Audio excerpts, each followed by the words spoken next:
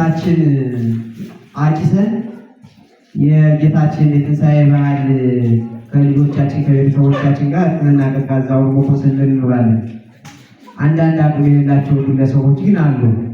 እዚህ ውስጥ ምናልባት አብረን እናስባቸው ብለን አብረን ከኛ እንዳይለዩ ከህዝባችን እንዳይለዩ ከመንግስት ጭምር እንዳይለዩ ብለን ለህዝብ ለከተማ ለመንግስት ሲሉ ህይወታቸውን መስዋዕት ያደረጉ ግለሰቦች ባለቤቶችና ልጆችን አብረን ጠርተናል።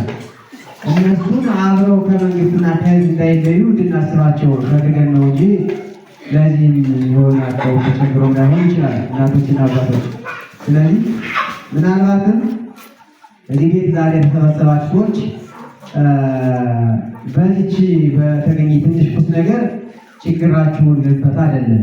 ግን ምንድነው ቢያንስ እንደ ህዝብ አጠቃላይ 5ም 10ም ብለን ከተቋማትም ከህዝብም ከድርጅቶችም እናንተን ለማሰብና አለን ለማለት ያክል እናንተን ለመፍቀድ ነው እንጂ ይህን ያክል ችግራችሁን ልንፈታ ነገር አይደለም። ግን ደግሞ በዓል ስለመጣ በዚህ በዓል ያለመነውን ነገር አብረን መዘከር አብረን እናንተን ማሰብ እኛ ቤታችን ስንሆን እናንተ ቤታችሁ ቁጭ ብላችሁ ከጎናችን ህዝብ አለ፣ ከጎናችን እኛ ሊያስብ የሚችል መንግስት አለ፣ ከጎናችን ትልቅ የሀገር ሽማግሌ ትልቅ ሃይማኖት አባትና ነጋዴዎች አሉ። እኛም ቤታችን በዓል አክብረን ዋል ብላችሁ ህዝብን እንድታመሰግኑ እንዳይከፋችሁ ካልሆነ በስተቀር የተለየ ነገር አይደለም።